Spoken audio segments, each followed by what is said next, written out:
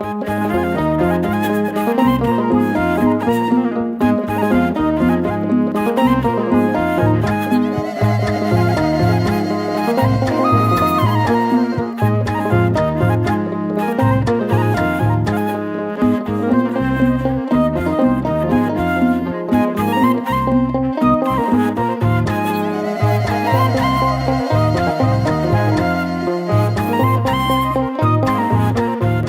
Friday, the Pentagon released hundreds of declassified UFO files pertaining to unresolved cases, and some of the files date back decades. Among the first batch of declassified documents are investigative records, witness testimonies from civilians, members of the American military, astronauts, and federal law enforcement officials, and numerous military mission reports, government documents, and news clips regarding UAPs.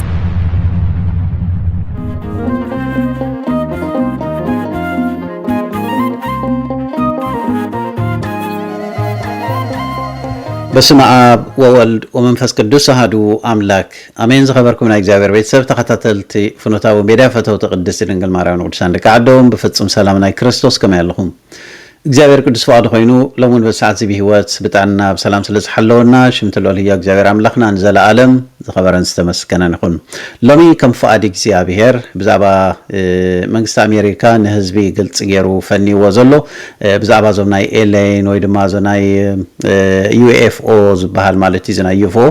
unidentified flying objects ዝበሃል ወይ ዘይ ተፈልጡ በረርቲ ነገራት ተባሂሉ ነው ወይ ዓመታት ፍላይ ዝዝሓለፈ 10ታት ዓመታት መጽናዕታት ይግበራሉ ማለ እንደተባለ ብምስጢር ተታሒዙ ዝነበረ ፋይላት እዩ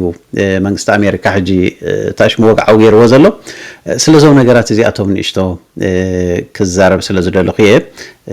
ናብቲ ሓደ ክልተ ቪዲዮታት ወይ ክሊፓት መጽ ከርእየኩም ማለት እዩ حجزي كما رست سلمن تايم تيو مالتيو جلا فلايناي كريستيان آمنت قينهم بزعبازهم عالم التزاربهم زلا بزي كابز مدر زلو كالوت اكسترا تريستريالز بحالو فطراتات አለው ወይ ድማ ካብዝ ምድርዚ ወጻኢ ንዝኾኑ አብካሊ ዓለም ዘለው ፍጡራት አለው ወዘተ እንደተባለ ንሳቶም የምዞም እንዳበረሩ ዝመጹ ዘለው አብ ከምዚ ተጋጭዮም ተሐምሽሹ ከም ነፋሪት አይነት ረኺብናዮ ዲስክ ገለገለ ዝባሃል ዝመጽ ማለት ሕጂ ብዙሓት ክርስቲያን نزل نجارات زي كم زلوا تقبلهم كالوت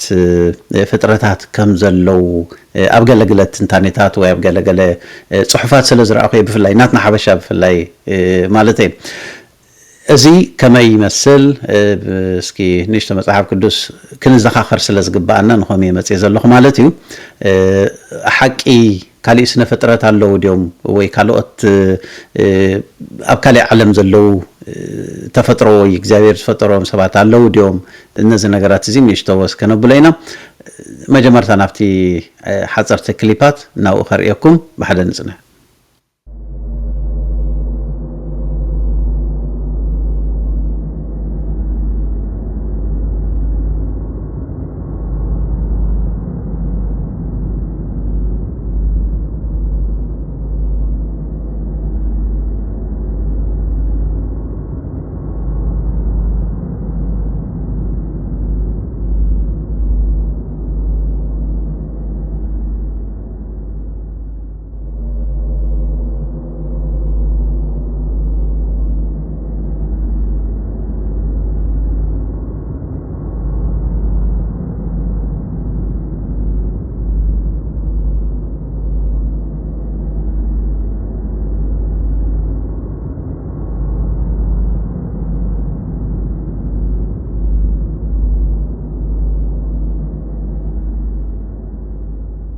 حرة كم زي كن عزبو زت أنا إحنا مالتي استفلا لي بررتي نجارات قال يوم ما بشان شات ميتن ثلاثان قال يوم بشان شات ميتن أربعان قال ملنا بيلو مالتيو رئينا زبلو أب كم زي ترأيو قال زبل مصنعتها ويصحفات يجبر له إن تبهالز جبر زنبرة قال يوم ناب شان شات ميتن سوسان شوعتن أبول عصر شوعت ناب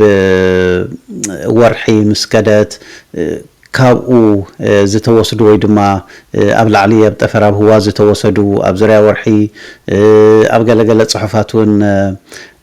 ካብቶም ናብ ወርሕ ዝኸዱ ነቲ ካፕቴን ሓደ ካብቶም ኤሌን ናብዚ ከይትምለስ ደጊምካ ዝብል መጠንቀቕታት ተዋሂብዎ ወዘተ ዝብል ኩሉ ዝተፈላለዩ ስእልታት መግለፂታት ቃለ መጠይቃት ርኢና ማለት እዩ ኣብዚ 2022 2024 ድማ ኣብ ኢራቅ ኣብ ሕቡራት ኢማራት ዓረብ ብልዓል እንዳወረሩ ከለው ብሳትላይት ተራእዮም ዝብል ከምዚታት ክንርኢ ብብዝሒ ንኽእል ኢና ማለት እዩ ኣብዚ ማሕበራዊ ሚድያ እዞም ካብዚ ምድሪ እዚ ወፃኢ ዝበሃሉ ዘለው ስነ ፍጥረታት ናይ ብሓቂ ኣሎ ድዩ መሰረታዊ ዕላማታት ከንታይ እዩ እዞም ዝበሩ ዘለው ነገራት ከ እንታይ እዮም እዚ ከም ክርስቲያን ምስትውዓል የድልየና ማለት እዩ ብመጀመርታ ቅዱስ ጳውሎስ እንታይ ይብል መስለኩም ቅንያቱ ክፉይ እሞ ከም ዓያሹ ዘይኮነስ ከም ለባማት ግዜ እንዳዓደኩም ብከመይ ጥንቃቐ ከም ትነብሩ ንገዛእ ርእስኩም ሓልው ይዝብለና ስለዚ እቲ ግዜና ክንፈልጦ ስለ ዝግባአና ብዙሕ ጥንቃቐ ክንመላለስ ስለ ዝግባአና ዓለም እንታይ እትብለና ዘላ እንታይ እትነግረና ዘላ መጽሓፍ ቅዱስ ከንታይ እዩ ዝብለና ከም ክርስቲያን ከመይና ክንከውን ዘለና እዚ ነገራት እዚ ቁሩብ ልቢ ጌርና ከነስተባህለ ይግባአና ማለት እዩ ብሕፅር ዝበለ መንገዲ ስለ ናይ ስነ ፍጥረት እግዚአብሔር ኣብ ኦሪት ዘፍጥረት ምዕራፍ 1 ብግልጽ ገይሩ ኣቐሚጥዎ ዘሎ ምዕራፍ 1 ምዕራፍ 2 ሁሉ እንተዳርኢና ብፍላይ ምዕራፍ 1 እግዚአብሔር ብመጀመርታ ሰማይን ምድርን ከም ዝፈጠረ ብድሕሪኡ ድማ ብመዓልቱ ማለት እዩ ኩሎም ቶም ስነ ፍጥረት 22 ስነ ፍጥረት ዝበሃል ማለት እዩ ብሓፈሻ ካብ ቀዳማይ መዓልቲ ክሳብ ሻድሻይ መዓልቲ ዘሎ በብእዋኑ ከከም ዝግብኦ እንዳገበረ እግዚአብሔር ከም ዝፈጠሮ መጽሓፍ ቅዱስ የረዳእና ማለት እዩ ሰብ ድማ ወይ ድማ ወዲ ሰብ ናይ መወዳእታ ፍጥረት ምዃኑ بعلة شاد شيء معلت مالتي زهت فترة بعلة عرب مالتي مخالو مصحف قدس بقلت يرد أنا مالتي حجي انتهين مبالي زوم زبرو زلو أب كم زي ترأيهم أب استفلالي بايلوتات أب هو كله نفر كله هندبت أب كدمي ومتسيز ترأيهم أنا ريال لغتي زار بوز نبارك على معتت مالتي انترفيوز هو بوز نبار زقاتهم من قدم نوح عمتات بزعبا قوموتو بزعبا ملكعو خما يمثلتي براري عينت نجر عزيز تزاربو نجرات له حجي نزغول زي أي رأيو نايسمعون زي يلنيو فابريكيتد زخون استسنعي قال ألو خنبلو عين خلنينا نرى لنا توانا نجر جنن تايو زي أتوم بقلل زبالة من قدي ناي منافستي ويد ما نايتهم رقعتي زودق ملاختي ناتهم مقلاتي وين ندق سبات بستفلا لي ملكات بستفلا لي أقات أميتات ندق سبات بستفلا لي وانات ندات رأيو زقلت لهم زلو من قدتاتي مالتي سيطان أيكونن كم زي كجبر قدس باولوس انتي لنا مثلكم اب كلاي قرنتوس مرف 10 حدا فدي 10 تخلت زلو مالتي سيطان كوان رؤسو ملأخ برهان يمسلمو زي غنا يغرمني يزبلنا زي انتي مالتي سيطان تزودق ملأخ مالتي مستمناتو سراوي زودق ملأخ ناي برهان ملأختي نعوم يمسلي نسبات نقصحت قبل مالتي زودقو ملأختي سيطان مسراويتو ناي برهان ملأخت زبالو دما توما قلقلتي قدس እግዚአብሔር ዝኾኑ على قدس ميكائيل قدس جابريኤል قدس رفائيل زون كلهم قدسان ملائكتي قدس እግዚአብሔር زمسግنو زلاقو زغلغلو زياتهم ناي برهان ملائكت تباهيلهم يفلطو حجي ازو زودق ملائك ሰባት ንምድንጋር ኣይኮነን በትንሱ ዝወደቀ መንነቱ በቶም ናይ ብርሃን መላእክቲ እትንሳቶም ናይ ብርሃን መላእክቲ ሒዞም ዝመጽ ሰናይ መልእክቲ ንዑ ብዝመስል ሰናይ መልእክቲ ሒዞ ንሰባት ይቀርብ መጀመርታ ንሰባት ንመስሐት ማለት እዩ ልብ ሰባት ንመግዛእ ሰባት ብስተፈላለየ መልክዕ ቅዱሳን መላእክትን ኣብነት ብሰብ መልክዕ ይራኣዩ ንደቂ ሰባት ስለዚ ሰይጣን ድማ በተመሳሳለ መልክዕ ልክዕ ከምቲ ብሰብ ዝራኣይዎ ንሰብ ሰብ መሲሉ ንኽፋት ንምስንኻል ንምውዳቅ ሰብ መሲሉን ክራኣዩ ይኽእል ማለት እዩ ሕጂ ሰይጣን መልክዑ እንዳረኣየ እንዳገላበጠ ኣብዚ ምድሪ እዚ ኣብዚ ናይ ኣየር ኣብዚ ህዋዚ በቃቲ ግዝኣት ናቶም ይኮይኑ ዘሎ ዘምርኩሳት ወይ ዝወደቁ መላእክቲ ማለት እዩ ስለዚ ንወዲ ሰብ ብዝተፈላለየ መልክዕ እንዳተራኣዩ በቃቲ ምግላጽ ዝበሃል ነገር ብዝተፈላለየ መልክዕ እንዳተገለጹ ንሰባት የደናግሩሎ ብፍላይ ኣብ እግዚአብሔር እምነት ዘይብሎም አካላት ንእግዚአብሔርን ነቲ እግዚአብሔር ዝፈጠሮን ዘይቅበሉ አካላት በቃ ኣብ ካሊ ሓይሊ ወይ ድማ ኣብ ካሊእ ዓለም ካልኦት ፍጥረታት ኣለዉ ካልኦት ስነ ፍጥረት ኣለዉ እንዳበሉ ንኽዛረቡ በቃ ሓይሊ ይኾነ ማለት እዩ። እዚ ናይ ከምዚ ምድንጋር እዚ ናይ ሓሶት ምግላፅ ናይ ሰይጣን ማለት እዩ። በዚ መንገዲ እዚኣታ ዓለም ኣብ ካሊእ ዓለም ወይ ድማ ኣብ ካሊእ ሓይሊ ዝተፈላለዩ ፍጥረታት ኣለዉ ብምባል ናብዚ ነገራት እዚ መፅያ እቲ መሰረታዊ ዕላማ ንምንታይ መሰለኩም ንመፅሓፍ ቅዱስ ብዜሮ ከርብሕዎ ስለ ዝደለዩ ናብ መፅሓፍ ቅዱስ ክመልሰኩም ኣብ ትንቢት ኢሳያስ ምዕራፍ 14 እንታይ ዝብለና ኣብ ፍቕዲ 12 ሒዝና ክንሪኦ ኣየ ኣታብርህ ኮኸብ ወዲ ወጋሕታ ከመይ ኢልካ ካብ ሰማይስ ወደቕካ ንስኻስ ነህዛብ ዘውደቕካስ ከመይ ኢልካ ናብ ምድሪ ተደርበኻ ንስኻስ ብልብኻ ናብ ሰማይ ክድይብ ንዝፋነይ ኣብ ልዕሊ ከዋኸብቲ ኣምላኽ ልዕል ከብሎ ኣብ ሰማይ ሰሜን ኣብ ልዕሊ ከረን ማሕበር ክቕመጥ ኣብ ልዕሊ ርእሲ ደበናታት ክድይብ ነቲ ኣዝዩ ልዑል ክመስል የበልካ ኣይፋልካን ናብ ሲኦል ናብቲ መዓሙቕ ጉድጓድ ደኣ ክደርበ ኢኻ ይብለና ስለ ቃሉ ሽም ኣምላኽና ዝኸበረን ዝተመስገነን ይኹን። ኣብዚ ቅዱስ ኢሳያስ እንታይ ዝብለና ዘሎ ነቢ ኢሳያስ ኣየ ኣታ ብሩህ ኮኸብ ዝወደቕካ እንዳበለ ዝገልጾ ዘሎ ማለት እዩ። ስለዚ ሰይጣን መጀመርታ ኩልና ከም እንፈልጦ ሳጥናኤል ሓደ ካብቶም ቅዱሳን መላእኽቲ ከም ዝነበረ ቁፅሩ እዚ ክትርድኦ ይግባአና ማለት እዩ። ሳጥናኤል ካብቶም ናይ ብርሃን መላእኽቲ ኮይኑስ ሓለቆኦም ምዃኑ እዩ ኩልና ንፈልጦ ወይ እንመሃሮ ማለት እዩ ብቤተ ክርስቲያንና። ዳሕራይ ግን ብገዛእ ትዕቢቱ ፍጡር ክነሱ ኣነ ፈጣሪ እየ ብምባል ንገዛእ ርእሱ ስሒቱስ ንመላእኽቲ እውን ነቶም ሰራዊት ኣምላኽ ከስሕት ስለ ዝደለየ ኣነ እየ ፈጣሪኹም ስለ ዝበለ በዚ መንገዲ እዚ እግዚኣብሔር ድማ ንሰይጣን ምስ ሰራዊቱ ከም ዝደርበዮ መጽሓፍ ቅዱስ ይገልጸልና። ኣብ ራእይ ዮሃንስ ምዕራፍ 12 ተዳርኢና ቅዱስ ሚካኤል ድማ ምስ ሰይጣን ምስ ሰራዊቱን ምስ ገበል ምስ ሰራዊቱን ዝብለና ምስ ሳጥናኤል ምስ ሰራዊቱ ማለት እዩ። ካብ ሰማያት ድማ ናብዚ ምድሪ እዚ ከም ዝተደርበየ ቃል እግዚኣብሔር ይነግረና። ስለዚ እዞም ዝወደቁ መላእኽቲኦም ንደቂ ሰባት ብዝተፈላለየ መልክዕ እንዳተገለጹ ዝረኣይዎም ዘለዉ ብፍላይ ኣብ ገለገለ ቪድዮታት ኣብ ኤርያ 51 ዝበሃል ናይ ኣሜሪካ ዝሕቡእ ወታደራዊ ምስጢራዊ ማዓስከር ማለት እዩ ኣብ ትሕቲ ምድሪ ዝርከብ ማለት እዩ ብዙሕ ምርምራት ዝግበረሉ ብዙሕ ፈተነታት ናይ ኒኩለርን ካሊእን ስራሓት ዝስራሓሉ ብዛዕባ ናይ ስፔስ ምርምር ወይ ድማ ናይ ህዋ ምርምራት ዝኩሉ ነገር መጽናዕቲታት ዝግበረሉ ኣብዚ ገሊኦም ምሳናስ ሓደ ካብ ኤሌን ይሰርሕ ነይሩ ዝብሉ ብርክት ዝበሉ ካብቶም ልሂቃን ኣብኡ ኮይኖም ዝሰርሑ ሳይንቲስት ማለት እዩ ስነፍልጠታውያን ካብኣቶም ተዓዚበ ኣለኹ ብትናቶም ድምፂ ማለት እዩ ብዝና ዩቲዩብ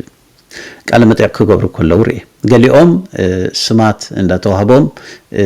በቲ ሽሞም ዝፍለጡ ገሊኦም ብድምፂ ኣይዛረቡን እዮም ኣብኡ ከሎ ሓሳብካ የንብቡኻ ነቲ ሓሳቦም ንስኻ ከዓ ተንብቦ እንታይ ክትገብር ከም ዘለካ የርእይኻ ገለገለ ማለት እዩ። በቃ እቲ ንሰብ መቃተሊ መጣፍእ ዘበለ ነገር ዝፅዋራት እዚ ኩሉ ነገር ኣብቲ ከምኡ ዝስርሓሉ እዚ ናይ ኒኩሌራት ገለገለ ሰባት ብስራሓቶም ምእንቲ ክጠፍኡ እዚ ጥበባት እዚ እዚ ነገራት እዚ ዝገልጸሎም ዘረድኦም ዝሕግዞም እዚ ስራሕ እዚ ዝሰርሕ ናይ ሰይጣን መንፈስ እዩ ማለት እዩ። ስለዚ ነቶም ብእግዚአብሔር ዘይኣምኑ ነቶም ናይ እግዚአብሔር ፍጥረታት ብእግዚአብሔር ከም ዝመፁ ዘይቅበሉ ነዚኣቶም እንታይ ይገብሩ ማለት እዩ ኣብ ካሊእ ዓለም ካሊእ ሓይሊ ከም ዘሎ ኣረዲኡ በዚ ስነ መጎት እዚ ንዓለም በቃ ንመጽሐፍ ቅዱስ ባዶ ንምግባር ማለት እዩ ንክርስትና ባዶ ንምግባር ማለት እዩ። መሰረታዊ ነገር ነዚ ምስልምና ክርስትና አይሁዳውነት ኣብ እግዚአብሔር ያምን ይተባሂሉ በዓለም ተወሰነ ማለት እዩ። እዚኦም ክጠፍኡሎም ሃይማኖታት ክጠፍእ ኣለዎ ዝብል ዓለም ናብ ሓደ ግዝኣት ንምምጻእ ሓደ መንግስቲ ንምቋም ንኩሉ ህዝቢ ኣብ ትሕቲ ቁፅፅር ብዝተፈላለየ መንገዲ ማለት እዩ እዚ መደባት እዚ ይኽየድ ስለ ዘሎ ምናልባት ጽባሕ ንጎ እንታይ ንፈልጥ ኣብ ካሊእ ዓለም ከምዚ ዝኣመሰሉ ኤሌን ወይ ድማ ዞም ናይ ዩፎ ዩኤፍኦ ዝበሃሉ ንሳቶም ምሳና ምስ ምድሪ ዘለና ኣብ ምድሪ ዘለና ክንዋጋእ ተባሂሉ ለሞ ከየጥቁዑና ከለዉ ኣብ ሓደ ንሕበር ተባሂሎም ሓደ መንግስቲ ይቁም ተባሂሉ ነቲ ሓሳዊ መሲሕ ጽባሕ ንጎ ቀድሚ ጎይታና መድሓናን ኢየሱስ ክርስቶስ ዝግለጽ ሓሳዊ መሲሕ ንዑ መንገዲ ከዳልውሉ ብብዙሕ መንገድታት ንርኢ ኮለና ከምኡ ክብልና ይኽእሉ ኣይንፈልጥን صباح كوينات سلو زلو مستماب كالي حيل زلو كالي عالم كوينات كنقطمينا بمبال إذا نقرات زي قوري ولا ينفلتن أزي نمنتاي زقباريو نتي أمدر زلو هزبي نقولو تشفليقا أب حدا سيستم أب حدا منقدي أب حدا منقست بحدا جزءات تشوقين كان مأتاو مالتي أزي بستفعل لي منقدي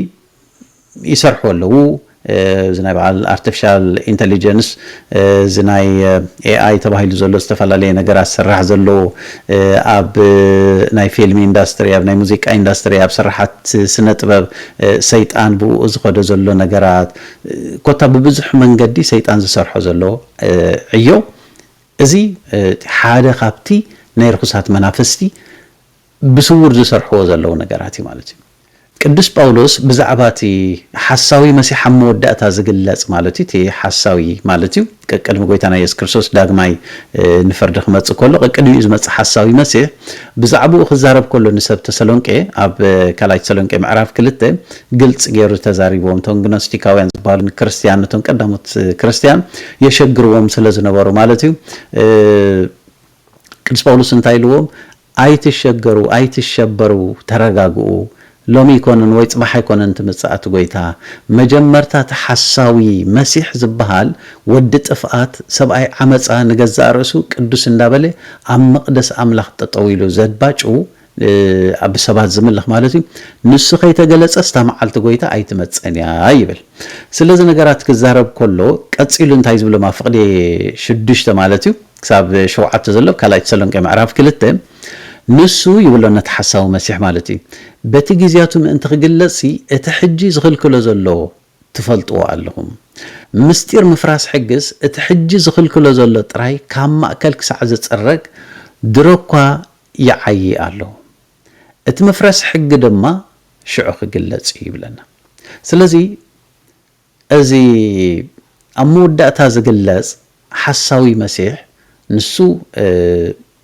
ካብ ወገን ሰቢው ግን ዲያብሎስ ሙሉ በሙሉ ተጻዒንዎ ወይ ድማ ዲያብሎስ በተሰብ ገሩ ዘዓይ ኣብዝ መንግስት ብዛዓለም እዚ ማለት አትያ መወዳታ ዝግለጽ ስለዚህ ብዛዕባ እዚ ሰይጣን ነዚ ነገራት እዚ ንምግባር ገና ዝዓገቶ ወይ ዝኸልከለሎ ይዝብለና ዘሎ ስለዚህ እቲ ከልኪልዎ ዘሎ ንሱ ክሳብ ዝግለጽ ብዝተፈላለየ መንገዲ ዓየሎ كم زخبلكم زصنحكو سيطان ابز مدرزي بزتفالاليه منغدي صر املاخ نخلعل سب وي عالم صر املاخ نخدلعل ببزح منغدي زعيزل غدي مزناغعي توايلو بناي مزناغع نغر بناي فيلم اندستري بناي موسيقاتات بقى نغزار سوم شيطان نفسهم زشطو حليفهم ذهبو بزوم نغرات زياتهم ب አፖለቲካዊ ጽፍሕታት አብ ወታደራዊ አቃውማታት ብዛዕባ ዝናይ ምዕባለ ናይ ቴክኖሎጂ ሰባት ብኸመይ መንገዲ ተቆሪኖም ናብ ሓደ ይመጽሉ ስለዚህ በብዙሕ መንገዲ ሕጂዚ ጸረ ቴክኖሎጂ ንኹን ማለት አይኮንኩን ግን ሰይጣን ክሳብ ክንደይ ርቀት ይኸይድ ኣሎ ጽባሕ ንጎ فلكت كنبل كم زين خل نعنا نمقص صار بزطعمه منقدي بزح ነገር بمنغستات غيرو يسرح كم زلو زي كان استوحل كنكلالنا ازي دروكا يعيل ليلنا كساب تا مغلاص معالتي تزخل كلو كساب زليلو تمغلاص كساب زمص نايتي حساو مسيح مالتي تغليص بوقعي بقى انا املاكم يا املخني بمبال بوقع حساب ززارب بسور ግን ሕጂ ይሰራحሉ ስለዚህ ዞም ተፈላላይ በረርቲ ነገራት ዝራአይዎም ዘለው አብ ካሊ ዓለም ስነ ፍጥረት ስለዘሎ ማለት ዘይኮነ ወይ ድማ ፍጥራት አካላት ናብ ዓለም እዚ ተፈላላይ በረርቲ ነገራት ዝመጹ በዚ ጌርና ክንርድኦ ዘይኮነ እቶም መናፍስቲ ንሰባት ብተፈላላይ መንገዲ ይግለጽሎም ከም ዘለው እዚ ከነስተባህሉ ይግባአናሞ ስለዚህ ከም ክርስቲያን እዚ ነገራት ይራአይ ያለው ዶ ወይ ይራአይ ያለው ሪኦም ቪዲዮ ሰዲዶም ላይም ግን ካሊ ፍጥረት አለው ይልና ግን አይነበለኒና ማለት አይና አመንን ምክንያቱም መጽሐፍ ቅዱስ እንታይ ኣብ ነፍስ ወከፍ መዓልታት እንታይ ተፈጢሮም በግልጽ ገሩ ስለዘቀመጠልና ብዛዕባ ኣብ ካሊ ዓለም ዘለዞም ኤሌይንስ በሃሉ መጽሐፍ ቅዱስ ብዛዕባኦም ዝተዛረቦ ተንተነ ነገር ወላ ሓንቲ የለን ማለት እዩ ስለዚህ እቶም ዘወደቁ መላእክቲ ብስተፈላለየ መንገዲ ንደቂ ሰባት እንዳተገለጹ የስሕቱ ከም ዘለው እዚ ክንርዳእ ይግባአና እሞ እግዚአብሔር ድማ ካብ ከምዚ ዓይነት ነገራት ካብዚ ናይ ስሕተት ዓለም ተኸዶ ዘላ መንገዲ ክሕልወና ኣብ እምነትና ጸኒዕና ክንመውት መፈጸምተና ከጸብቀልና እግዚአብሔር ቅዱስ ፈቃድ ይኹነልና ስለዝነበረና ግዜ እግዚአብሔር ዝኸበረን ዝተመስገነን ይኹን ጸጋ ጎይታና መድሓኒትና ኢየሱስ ክርስቶስን ፍቅሪ ኣምላኽን ሕብረት መንፈስ ቅዱስ ምስኩልና ይሁን ፍኖተ አበው ሓደሽቲ ዘበልኩም ቀጻሊን ዝወጽ መልእኽቲ ንምክትታል ሰብስክራይብ ብምግባር ቤተሰብ ኩኑ ነዚ መልእኽቲ እዚ ድማ ሼር ምግባር ኣይትረስዑ